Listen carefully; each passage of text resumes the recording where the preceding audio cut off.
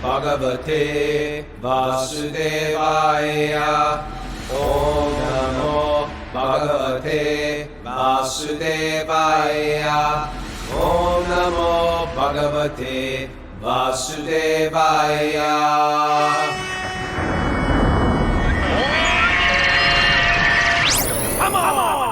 Live from Super Soul Farm. This is Wisdom of the Sages, your daily yoga podcast. Let's try that again. Live from Super Soul Farm. This is Wisdom of the Sages, your daily yoga podcast, with your host, Raghunath, and co-host and bestie and senior educator at the Bhakti Center in New York City, Kaustubha. Welcome to the show. We are here on a beautiful Palm Sunday morning here at Super Soul Farm. It's Palm Sunday today. Did you know that? I was not aware. Thank you for letting me know that. Yeah, this is the day you come home from church with your palms. You went to Catholic school, right? Thank you for revealing the depth of the meaning of this particular holiday. Well, the depth of it is they put the palms down, and Christ was brought into Jerusalem on a donkey. And they put the palms down, and they put that was a way of welcoming him, treating him like a king. Okay. Yeah, but this is the sacred. I think, and you can correct me if I'm wrong. No, I'm honestly, I'm embarrassed to say I'm unaware, although I grew up in the Catholic tradition. It's Holy Friday, Palm Sunday, and next week's Easter. Next week he rises. Right. Today like we're going to dedicate. This is going to be the Christian day today. Okay.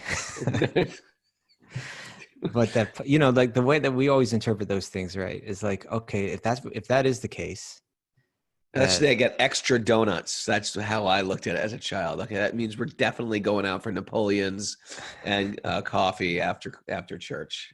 That was my interpretation. If that is the case, right, then we would probably think of it like this: that okay, if the palm is a way of kind of, hey, Jesus is coming, let's lay down the palms to kind of welcome him in the right way. Right. Then we would also identify that palm thing as kind of like saying we also want Jesus to enter into our heart, right? Like it's not just the external kind of, we're welcoming him into, was it Jerusalem? Jerusalem. But that we're welcoming him into our heart, right? Just like when we do puja, it's kind of like a welcoming ceremony. When you do puja, right? Please sit down, have a seat, let me bathe your feet, let me offer you something to eat, et cetera, et cetera. But it's also like saying, please enter into my heart, be welcome into my heart. If you're new to the concept of puja, because we throw this word around, we throw a lot of words around in this. And if you just listened to Joe Rogan or something when I was on it and then tuned into this because of that, we might be using words you've never heard. That's understandable. Puja is having an official altar in your house, and there's, specific rituals, how to worship on that, do some rituals on that altar. So the puja is the welcoming of the God in the heart. I guess that's what okay, I understand. So we could think of it that way. I don't know if Christian mystics have spoken about it that way, but that's the way that I would. In palm leaves or branches, Mohan says. Mohan seems to be well learned in Catholic tradition. And then Vivi says, I just heard yesterday Prabhupada speaking about Jesus. He said Jesus was a devotee, and it is proper to hear and have the association of Jesus. All right? Never heard him say that, but yeah. I mean, what is Jesus' main teaching? Love God with your heart, mind, and soul.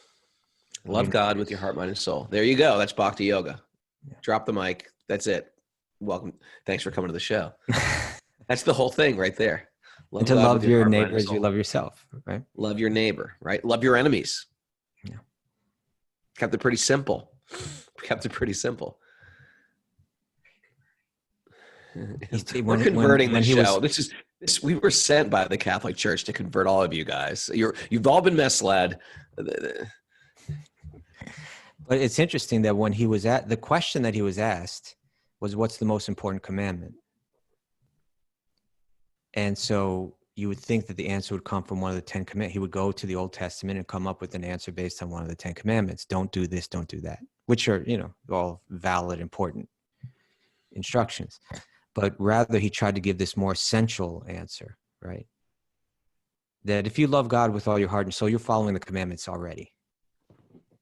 And if you love your neighbors yourself, then certainly you are, all the more so. So let's get right to the essence of it all. He had that way. If you read Jesus's teachings, he was like that kind of what we call the sahagrahi person. He went to the essence. I think if you guys listen to the Bhagavatam with us for at least a month, go back and read Matthew, Mark, and Luke today, and you will find it. You will read it in a whole new way. What about John? And John, and read John, but don't read John. Whatever you do, don't read John. Matthew, Mark, Luke, and John. Read what are the four canonical Gospels? Authors, Gospels. Yeah. Okay. All right. All righty. So, we last left off in the Bhagavatam. We were speaking about gurus, and there was two things we wanted to talk about. One was, why do I need a guru? And you hear this all the time in the yoga community, etc., because the yoga community is like highly sensitive to gurus who might be nefarious, or there's been some problems with gurus. And so why do I need a guru anyway? So there's this backlash on guru. That's the first question we identify with. And I want to say something, but then I actually want to hear what you think about this, Kaustubha. Okay. Why can they say guru's within? Why do you need a guru out there? Guru's within. You are the guru.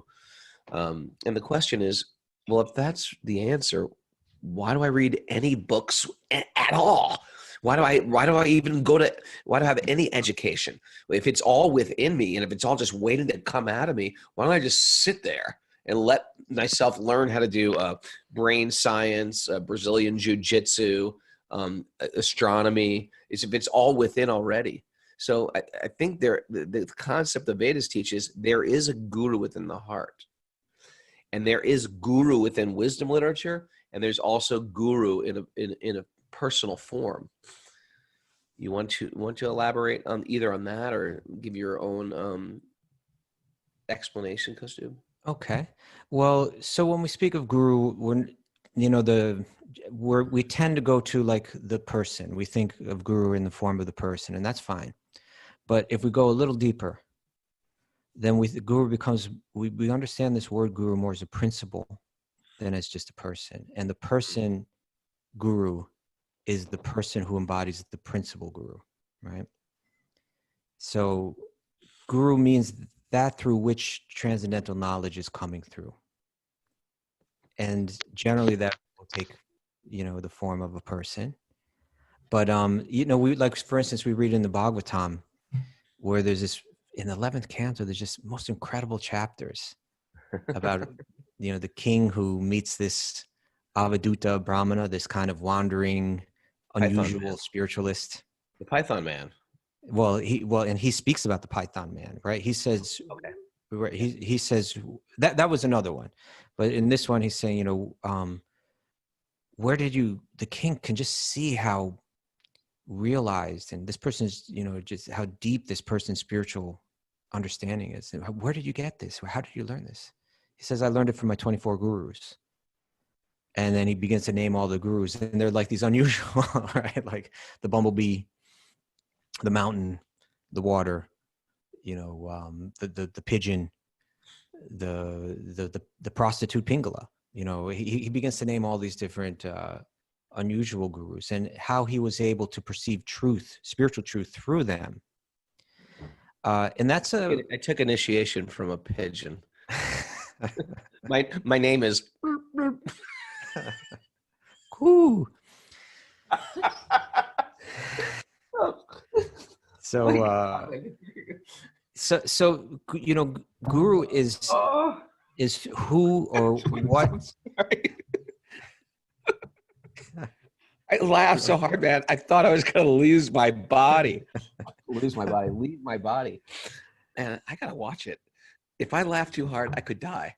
I think I'm at that age where I like laugh my life out of my body. It'd be a nice way to leave your body. Sorry. No problem. No problem. You okay? Brilliant. You all right? Yes. You're Mute with me. us? You're not leaving us. I'm not We'll going to start to leave. chant. We'll do kirtan right now if we need to. Okay. But Sorry. so gurus that is that we can say guru is that person that spiritual truth is descending is coming through.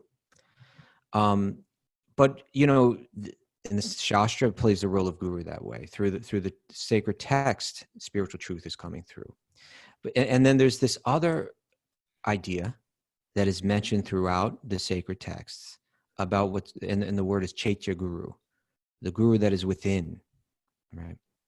The guru that's within, and that refers to what we call Paramatma. That within everybody, there's not just the Atma, the soul, which is us, but then there's the Paramatma. There's that, and Param is a Sanskrit prefix, which means superior or supreme. So it means that supreme soul or God is within the heart of every living being. And that God can speak to us from within. But the problem is that we have a long history of not listening very well, right? And so we might, it may be like kind of a romantic notion, I listen to God within, that's my guru. But Bhagavad Gita will say, Jitatmana prashantasya paramatma samahitaha, that for one who is jitatmanaha, who has conquered the mind, they become prashantasya, they become very peaceful and then paramatma samahita, then they directly connect with that paramatma, right? But otherwise, we generally tend to be controlled by our mind and we don't listen to the paramatma very well. But can we not hear from the Paramatma at all? Are we completely lost and we don't have any connection to God within our heart? No, we do. But the way that the sacred texts, they instruct us is that we use both. We use the guru within and we use the guru without. And what we think we're hearing from the guru within, we have that confirmed by the guru without. Right? We have that confirmed by someone who can substantiate whether or not we're hearing that Paramatma speaking, or whether it's again the dictation of the mind that's controlling us and inspiring us to act in certain ways, make certain decisions in life. It's got to be, you got to be careful with that, or when people say that, because a lot of times even our own tuition is not necessarily, it's a voice within, but it's not necessarily our deep intuition, our deep gut feeling, the super soul within us. It could be my own attachment. It could be my own, my lust. It could be my greed speaking to me. I call it intuition. I even think it's my intuition, but it's actually just a deep rooted attachment I have to something. It could be my fear. It could be my anxiety speaking. And I could call that my inner voice. And so, yeah, I think you're absolutely right that if you need an outside source, I'm fortunate because my outside source is Kaustubha. That's one of my outside sources. He's my day-to-day go-to. If I'm not joking. I'm not being kind. I'm being like realistic. If I have a question, if there's a fork in my road, I'll say, what do you think about this, Kaustubha? What do you think? I'm going through this. There's a fork here. Should I go south or north? And he'll give me his honest feedback, and we need people like that in our life. We need people that we can ask questions to, that we trust the integrity of their life and how they move in this world. What do you think about this? And I think it's important to have sacred literature to direct us, to be our GPS. It's important to quiet the mind and listen. And it's important to have guru without, to teachers, friends, that you just feel like this person's going to give me solid advice. And so, yeah, we don't want to erase that guru within, but guru without, to say there's no guru without, it's like silly. I think it's just like childish. It's reactionary. It comes from people feeling like, oh, I can't. It's truthfully, that's like your lack of trust in the universe or trust of anybody speaking. It says more about that you've been hurt in the past and that you can't trust anybody. But just because there's counterfeit doesn't mean there's not real, right? Just because there's counterfeit bills does not mean there's not real currency out there as well. Yeah, we don't have a strong tradition in place in the Western yoga world. In the Western yoga world, we don't have in place a strong tradition of, let's call it, guru recognition. Sure. Right? What are the qualifications of guru, and how do we that hasn't been deeply, imbibed in our Western yoga world. Now there's these beautiful chapters in the book called Chaitanya Charitamrita, right? Which is a 500-year-old Bhakti-yoga text, which is both the biography of Sri Chaitanya, as well as just like a book that's just very full of really important instructions. And there, Sri Chaitanya is instructing Sanatana Goswami, who becomes a very important figure in the history of the Bhakti movement. And he's speaking about Chaitya Guru, Guru within and Guru without. And so this is from the 22nd chapter of the Chaitanya Charitamrita. And these two texts, text 47 he says, Krishna is situated in everyone's heart as the Chaitya Guru, the spiritual master within. When he is kind to some fortunate conditioned soul, he personally gives him lessons so he can progress in devotional service, instructing the person as the super soul within and the spiritual master without.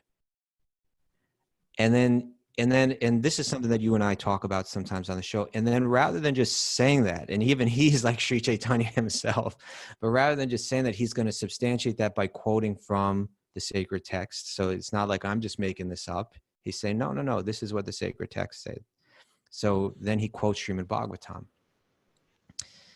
from the 11th canto. And this is the verse. "O my Lord, transcendental poets and experts in spiritual science could not fully express their indebtedness to you." So it's, oh dear God, we're so indebted to you. Why?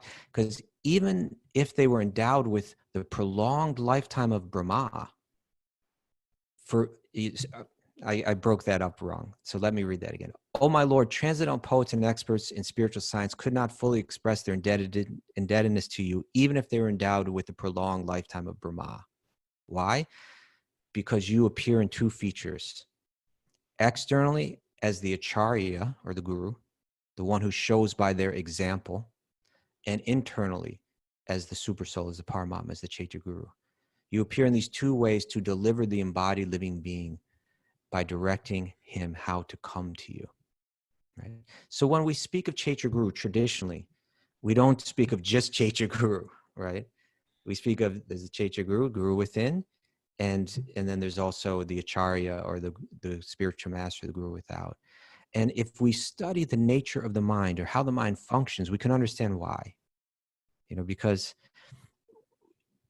Bhagavad Gita, Srimad Bhagavatam, and so many other texts will say that the mind has like three functions. There's the manas, the impulsive mind, which is just triggered to try to find what I like and what I don't like, pursue what is pleasing to the mind and senses. And then there's another part of the mind, which is the rational mind, the buddhi, where reasoning and so on take place. And we are prone to operate according to the manas. I find this attractive, let me pursue it. That's how I find my happiness. And we're also prone to justify that. The buddhi, or the intelligence, is meant to protect us from that the manas is saying, this is attractive, go and get it. Or this is unappealing, avoid it, even though these things may be useful for us. And then the buddhi is supposed to come in and say, no, it's useful, go for it anyway, or that's dangerous, stay away from it. But what we tend to do is that manas, that impulsive mind, can corrupt the intelligence, so that we begin to rationalize our foolish choices. And so I'm living like an animal, just pursuing my senses, but I say I'm following the Guru within. That's not the guru within that you're following. That's not the Chaitya Guru. You're so far disconnected from the Chaitya Guru right now. You're totally following the dictation of your mind and senses. Like you sometimes use the term lower chakras, right? Lower chakras, following your lower. It's a very new age way to say. Yeah. Or people might more crudely say like that guy's following his, following his male genitalia, right? It's like, we'll say it like that. We're following the dictation of our body and our mind, but I want to present myself or think of myself as a deeply spiritual person. So I'm saying I'm following the Chaitya Guru within. No. You're disconnected from the Chaitya Guru. If you sincerely want to follow the Chaitya Guru, then you also find an external acharya or spiritual master, so that you can have some regulation on whether you're actually doing that very well. Right. Otherwise, we can say it, but it doesn't have any substance. I'm following the Chaitya Guru, following the Guru within. Prabhu, another thing someone brought up yesterday, which I wanted to mention. Sometimes you get these random people, not random people, but random questions, but it's these reoccurring questions. So it's good to sometimes touch base with these. And it is, what about this particular guru? What about this particular guru? Or maybe a guru who's, and I don't know every guru who's out there, and I think it's, without being like closed-minded or narrow. And if someone was to ask me, what about this particular guru? I'd say, what does that person speak? What did that person say? How does that person live? These things have to be examined.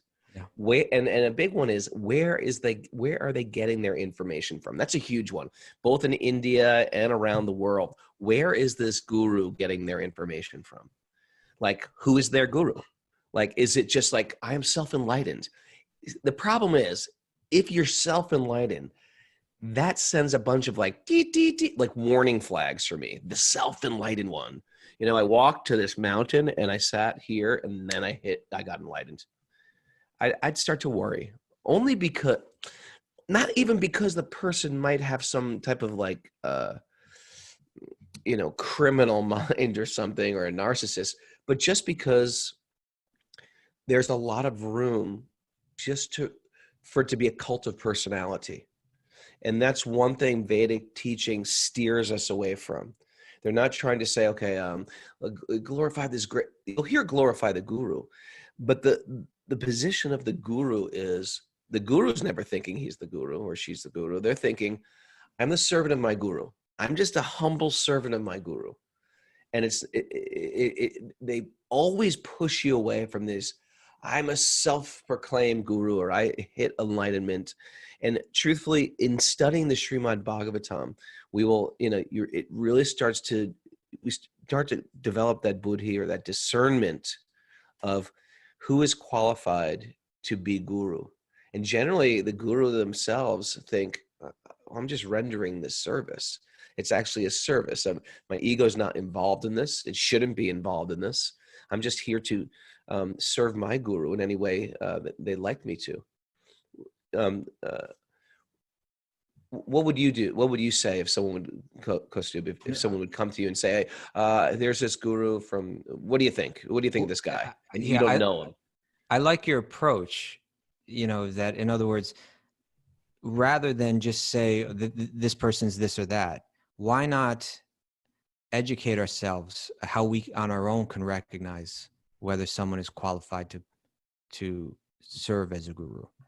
Why don't we first educate ourselves, even before you're jumping on a particular train or so that, right? Let's become informed. And where will we find that information? We find it from the Shastra. Guru, Sadhu, and Shastra, these three sources of spiritual information, right? The Shastra, the sacred text, the Guru, the person, and the Sadhu, other people that are following or setting good examples. And the Shastra, but the other two are based on the Shastra. They're based on the sacred text. So we go to those sacred texts to find out the qualifications for the Guru. And I liked where you started. Like, does this person just make it up on their own?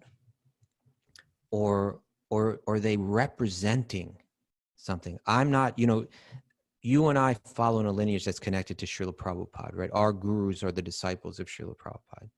There's a few things about him, and I'm not saying he's the only guru out there, whatever, but what certain things that impressed me and continue to impress me. Like there were a lot of spiritual movements that kicked off in the West in the 60s. And generally those spiritual movements are known by the name of the quote unquote guru. But practically no one knows Srila Prabhupada's name. They know the Hare Krishnas. He put forward that mantra rather than putting forward himself, because he saw himself just as the servant of the servant of the servant of the servant of the servant. And if people glorified him or said, my goodness, what you're doing is so wonderful, he said, I'm doing nothing. I'm just repeating what my guru said. And all of the accolades should go to him and to that line of preceptors that precede him. I'm just like a postman, right? I'm just taking that message and delivering it. I'm nothing special myself. And he wouldn't allow his disciples to say that he's God, which a lot of these people do, right? And so on. So the first question is, are they representing the Shastra? Are they representing a real lineage? Or are they just kind of making things up they go and using kind of that fluffy spiritual language, and kind of presenting themselves as being very special, right? The real guru is like, I'm nothing special at all. I'm just connecting you, to a channel of spiritual knowledge, right? So that's a great place to start. And then we want to see that, you can go to the Upanishads. Like very famous verse is from the Mundaka Upanishad, Tad Vigyanartam Sagarum Saeva Bigachet, that one must, they're saying that if you want to acquire spiritual knowledge, you must approach a guru. And then it gives the qualification, what is a Shrotriyam Brahmanishtam, that through hearing the Vedas, the Vedic literature, they've understood it very clearly and they become fixed in spiritual existence. And that will manifest through their being detached from those powerful material forces that most of us are attached to: sex, money, etc. And when we see these so-called gurus becoming very attached to sexuality, they can't control themselves sexually. They become very, bewildered by money. They start getting lots of cars and they got fancy this and that and so on. We can look at. You're saying it's bad to have lots of cars. That's a bad if you're thing? a guru, you're probably not too excited about having a whole big collection of big cars. It doesn't interest you, because you're fixed. So they should be able to control their senses. They should be representing Shastra. They should be able to control their anger. They should be able to control their lust. They should, we should look for that. They should be, in a sense, peaceful like that. They may sometimes speak strong, but we can see that they have their senses under control. That's real important, Okay, Kaustubha, quote the Nectar of Instruction verse on gurus. Who's qualified to make gurus disciples all over the world? Yeah. Oh, okay. I want the Sanskrit and the English. I want the Sanskrit and the English. Oh God, I'm forgetting the first. Give me the first word. Vacho. Vacho vegam manasakrota vegam. Jiva. Oh God, this is you've embarrassed me now. Vacho vegam manasakrota vegam. What is it? Give me the second line. Jiva, the tongue. You got to control the tongue. Jiva vegam, udrapasta vegam. Udrapasta vegam. Etan veganyo. It's a lot of vegans. Yeah. They have to be able to say, so vacho vegam, control their speech. Manasakrota vegam, control their mind and their anger. Mm-hmm. Jiva vegam, control their tongue, belly, genitals, right? Yeah. That this is the kind of person that can become a guru. Right?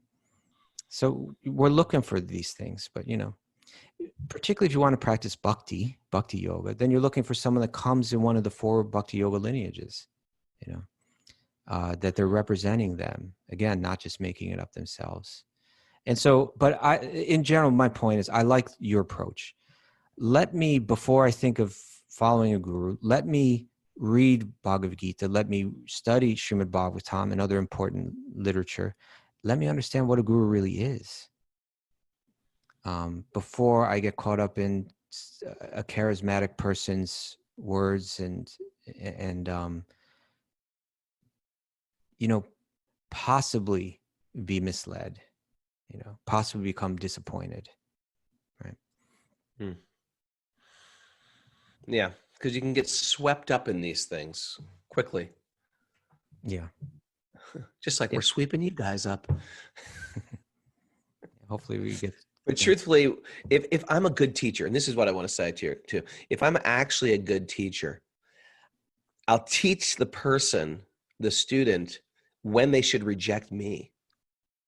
Yeah, that's okay. You know what I mean? Yeah. If the teacher also acts within appropriate parameters, that, and if for some reason I start going out of those parameters, Sego should raise his hand, Neil Kant should raise his hand, Kamania, what's up with Raghunath? Why is he doing this? He always taught us this, and at that point, if the guru starts saying, well, it's okay if I do it, that's when you got to watch out.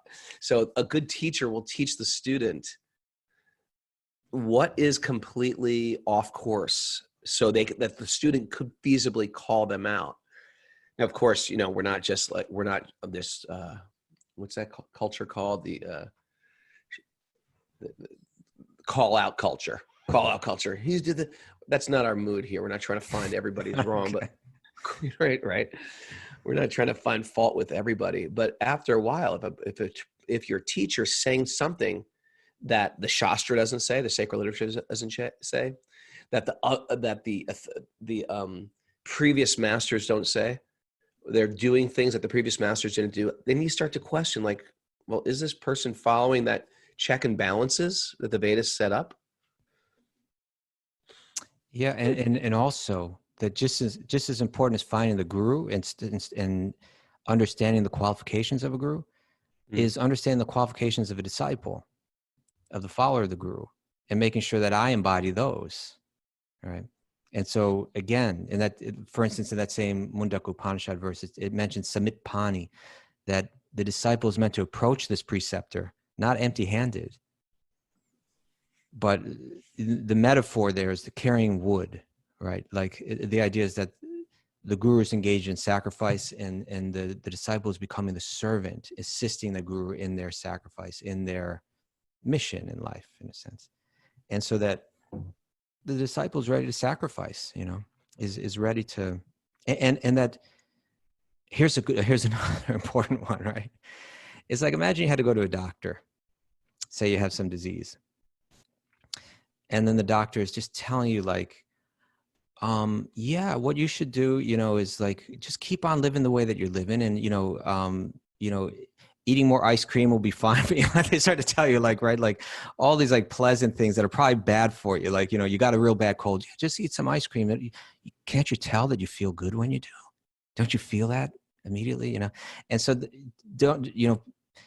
people are prone to accept people as gurus when they're telling them exactly what they want to hear. But a guru is going to tell you likely exactly what your mind and senses don't want to hear, right? You're going to have to begin to regulate your life here. You're going to need to wake up early. You're going to need to control your diet. You're going to need to control your sexual life. You're going to need to control, that's what yoga means. It means starting to get control of your mind and your senses. And if a guru is telling you things that are all pleasant for your mind and your senses, there's a good chance that that's like going to a doctor and say, wow, what a great doctor, but if you just tell me what I want to hear, then that could be a red flag too. Kaustubha, I think also in hand to hand with that is, you need people in your life that can just call you out on things. Yeah. And you should have people in your life that you can say, what do you think about this? And that when they say what they think about this, you'll actually listen to them. You need that honest mirror. There's, ever see those mirrors in a bathroom that like show your real face? Like, oh God, they like magnify your nose, and you're like, oh my God. You need like that honest friend that's not going to say, oh, you're great. Yeah, cool. You're cool.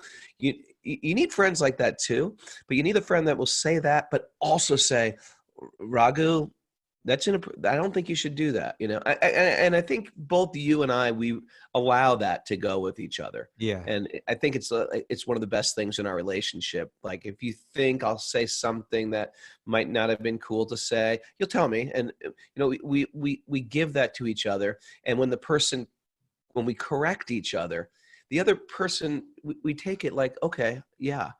If you can't hear it from a friend, or at least, and that's not everybody. You don't have to listen to the advice of everybody, but you need one or two people that you will allow them to correct you, or else you just can't grow. Yeah. It's so important, because your buddhi, your reasoning faculty, is not connected to my senses, right? And therefore my senses are not going to corrupt your buddhi. And if I can hear from your buddhi, it's from your reasoning. Then, whereas my own, I'll tend to rationalize my own deviations from the yogic path, right? Because my buddhi is connected to my senses, right? My senses are plugged into my computer, which has my reasoning faculty. So I'll be able to speak to you with a sense of clarity that you might not have yourself. You'll be able to speak to me with a sense of clarity that I might not have for myself. And then the guru figure ideally is someone who has embodied it so deeply that not only are they not, connected to our senses, but their insights are really strong in this. And their example is very strong. So not only are their teachings informing us, but their example is inspiring us. And it's giving us the strength to follow that path. Jiva wrote, she goes, you could always find people to co-sign on your bullshit. Yeah. And the thing is, we've downgraded friendship to be those who just commiserate with my complaints. Life sucks. Right. Yeah, life does suck. And this person's driving me crazy. Yeah, they are a jerk. That's not friendship. You are my friend, Prabhu. No, seriously. I feel like that type of friendship. It's like a higher friendship where you can actually critique with love. And sometimes we've been so hurt by people that I can't accept any criticism whatsoever. And I get that, but you got to let some people in to give you that criticism, or you just can't grow, because we tend to have blind spots of my obtuseness, right? So anyway, also Tristram, why can't I say Tristram's name? Tristram asked a good question. Tristram has some very good questions, by the way. Very deep questions. You know why? Tristram's the questioner. It's good to be a questioner. He asked the question, can a guru's message evolve? How would you answer that? Well, I would say, I think there's two ways you could look at it, but yes, a guru can evolve himself or herself. We mentioned that they're, but I'm gonna take that question, assuming what we're talking about is that personal figure who deeply embodies spiritual teachings and presents them to us. Let's limit the guru to that for this conversation. Although let me find the question exactly. I think it was. I'm lost. Everybody's writing on this board. I can't see it. Will their instructions evolve? In what sense? Over time, maybe. That's how I took it. Will their instructions evolve over time? Like, I think those instructions will shift according to where as the disciple evolves. So like to a very beginner disciple, the instructions are only going to go so deep. And to someone who's far more advanced, then there's going to be a whole nother level of instructions. So in one sense, it's not the guru evolved, but it's the disciple that evolves. Their message, here it is, does the message evolve? So then the message would be evolving according to what we're capable of hearing, really what we're ready to hear. And that's another important, that we not try to jump ahead of really what we're capable of understanding. Okay. Yeah, actually, I wasn't going to answer in my own. Whenever people ask questions, I have an answer. I was great. I liked hearing your answer. I'd like to hear your answer. I wasn't thinking like that, but it makes sense, their actual message doesn't evolve, but a good guru, a good teacher will tell you according to what you can hear. You can't tell what I tell the first grader about math is one apple and one apple and one apple equals two apples. And what you tell a math major in university about parallelograms and trigonometry or calculus 2, that's going to be different than what it's still math, but according to the person's comprehension or their attachment to spirit, you can give more information, so their message doesn't evolve, but there's a bigger opening for the student to understand. I had read something yesterday. I'm going to see if I can find it here. But maybe you should keep talking. Yeah. But I found such incredible descriptions of guru-disciple relationship in the progress on the path of bhakti from Bhagavatam, from 11th canto, because 11th canto is just so full of such good stuff. Now let's rush and get to the 11th canto. I don't know if I can find it right now. We'll keep talking if I can pull it up. Bhishma Dev is one of the 12 Mahajans. You look, I'll just read. Bhishma Dev is one of the 12 Mahajans, or the great Janas, the great people, who know the principles of transcendental knowledge. His confirmation of Lord Sri Krishna as being the original personality of Godhead is also corroborated by the impersonalist Shankara. Even the impersonalist Shankara recognized Krishna as the supreme person. All the other acharyas also have confirmed this statement, and thus there is no chance of not accepting Lord Sri Krishna as the original personality of Godhead. Bhishma Dev says that he is the original Narayan. So what the acharya, the commentaries say, what the acharyas say is that we're not saying this. Prabhupada's saying, look, I'm not saying this. Bhishma is saying this. If Bhishma is saying Krishna is the original Narayan, then I'm accepting it. Prabhupada's not trying to make, look, here's my claim. This is my great realization. The guru is not trying to do this. The guru is just saying, Bhishma is saying this. Bhishma is one of the Mahajans. Right. And that's the whole Vedic canon. When you ask questions outside that Vedic canon, what do you think of Jesus? What do you think of this particular guru? I'd have to bring it back to that Vedic canon because there is a check and balance there. So therefore, I'm not sure if you tell me was Rudolf Steiner or Bob Marley a liberated, a pure devotee.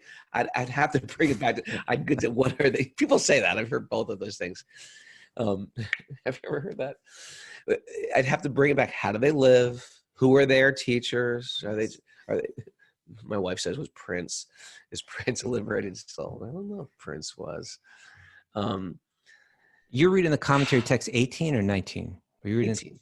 Yes. Yeah, so yeah, here's Yudhishthira, who's in a state of depression in a sense. Mm. And Krishna couldn't get him out of it. And so Krishna brings him to Bhishma. And Bhishma is saying, don't feel bad about all that's happened. What you've done is right. And he's saying that, Krishna himself is telling it to you, and he is the original Narayana, right? He's the one that's behind everything that's behind everything. And and even though he's moving amongst us, just like, one of us, understand that that's not who Krishna is. Krishna is beyond all of this. He may appear to you, but he is moving amongst the descendants of King Vrishni, just like one of us, but he's not just like one of us. Right. Understand it's more than that. And then the next verse is he's going to do exactly what you say. O King, Lord Shiva, Narada, the sage amongst the demigods, Kapila, the incarnation of Godhead, they all know very confidentially about his glories through direct contact. So now Bhishma is saying it's not just me, right? Right. It's Lord Shiva says this, Narada says this, Kapila says this. I found that those verses I was looking for. Okay. Where are they from? This is from the 11th canto, chapter 3. And this is like, because this famous verse about accepting a guru is mentioned here. Kaustubha, you're like an encyclopedia. You're a Vedic a Puranic encyclopedia. I'm not that at all. Actually, I'm serious. I'm really You weak look on for that a kind verse, you find the verse. but let's just read a bit of this. So the next verse is the real famous one, but I'm going to read this verse building up to it. One cannot find permanent happiness even on the heavenly planets, which one can attain in the next life by ritualistic ceremonies and sacrifices. That's called karma, right? The Karma Kunda section of the Vedas teaches that. Even in material heaven, even in the higher planets in this universe, the living entity is disturbed by rivalry with his equals and envy of those superior to him. Amazing, right? Yep. And since one's residence in the heavens is finished with the exhaustion of pious fruitive activities, my good karma is going to run out. I'm going to have to leave them and come back down. The denizens of heaven are afflicted by fear, anticipating the destruction of their heavenly life. Thus they resemble kings who, though enviously admired by ordinary citizens, are constantly harassed by enemy kings who therefore never attain actual happiness. That's an incredible verse just on its own, right? It's like, we think if I had fame, if I had money, if I had sex appeal, if I had power, if I had these things, I would be happy. But the people that are in those positions are also in anxiety that they're going to lose it at any moment. So then comes the famous verse. Well, then if I want to be happy, what do I have to do? Even if I go to the higher planets, I'm still not going to be happy. What do I have to do? Therefore, any person who seriously desires real happiness must seek a bona fide spiritual master and take shelter of him or her by initiation. The qualification of the bona fide spiritual master is that they have realized the conclusions of the scriptures by deliberation, and they're able to convince others of these conclusions.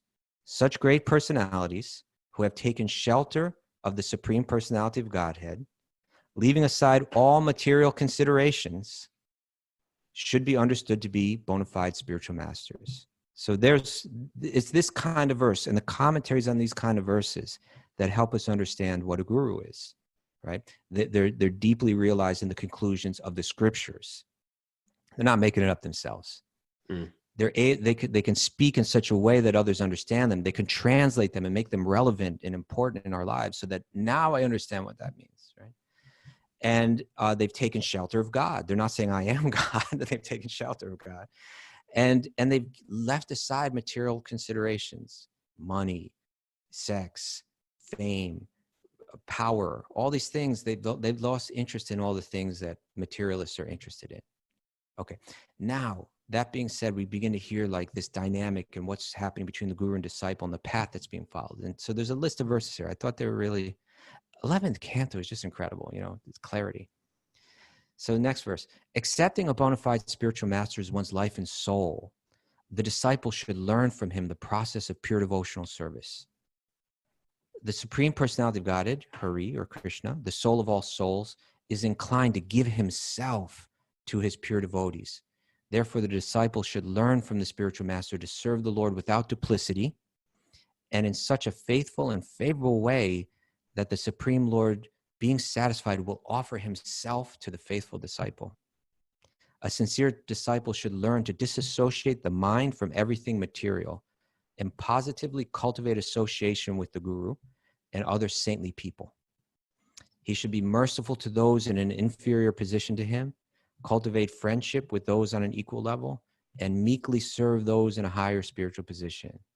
Thus, he should learn to deal properly with all living beings. I mean, this becomes important. Do I deal properly with all living beings?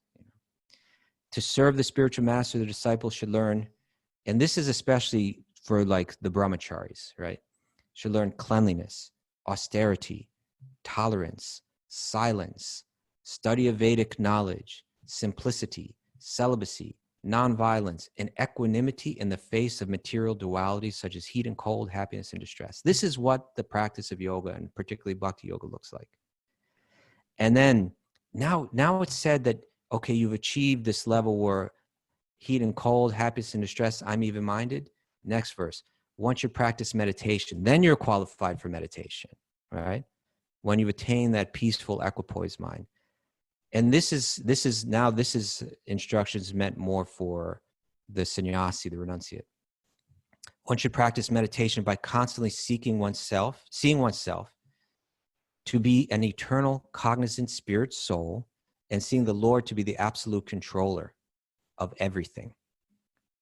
To increase one's meditation, one should live in a secluded place and give up false attachment to one's home and household paraphernalia. Later. Huh?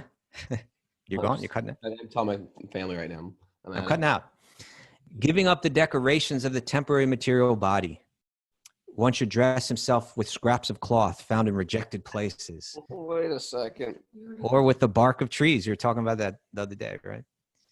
In this way, one should learn to be satisfied in any material situation. One should have firm faith that he will achieve all success in life by following those scriptures that describe the glories of the Supreme Personality of Godhead, Bhagavan. At the same time, one should avoid blaspheming other scriptures, right? It's just given the right mentality, you know. One should rigidly control his mind, speech, and bodily activities, always speak the truth, and bring the mind and senses under full control. If this is what a guru is telling you, then, okay, this is the kind of thing we should be hearing from a guru, right? So my point is, if we regularly read these texts and hear them from people that understand them, what a guru really looks like will become clear in our mind, you know? And when we connect with that kind of person and they give us particularly powerful sense of inspiration to follow this path, then that's the guru, right? But if we go into it uninformed, then we're not really going to know what a guru is. Is that all right? That was wonderful. Sorry about our internet connection today. I am upgrading this week. I'm finally getting those guys to come out here and give me first world internet. I'm like, practically speaking, dial up here in the sticks in upstate New York. It seemed okay to me. It's been a little unstable. Thanks for everybody joining us. It's amazing how many people are watching the show. And it's Sunday morning. You have every good reason to sleep in today. And we had over 100 people today.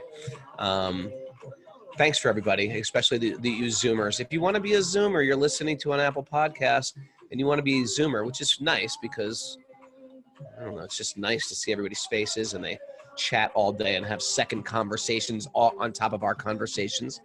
If you'd like to join that very disrespectful group on Zoom, you can join us at Right Mara, Wisdom of the Sages 108 at gmail.com. That's Wisdom of the Sages 108 at gmail.com. And I've been given Krishna book stories or Krishna Leela stories pretty much every other day or so. I think the next one's going to be tomorrow night. So if you'd like to join that group, and all the people from Patreon, they're all posting their favorite meditation picture of Krishna on the Krishna. We have this whole elaborate chat board, which is nice. So if you'd like to join that and support us through the Patreon, you can. It's patreon.com/wisdom of the sages. And it helps me and Kaustubha do what we do. But really, I just want to thank everybody for encouraging us. You get stronger from a community, and to see the faces regular on here is quite inspiring. And if you listen to us on Apple, oh man, I was gonna say, where's the dancing? I just gotta sing that part.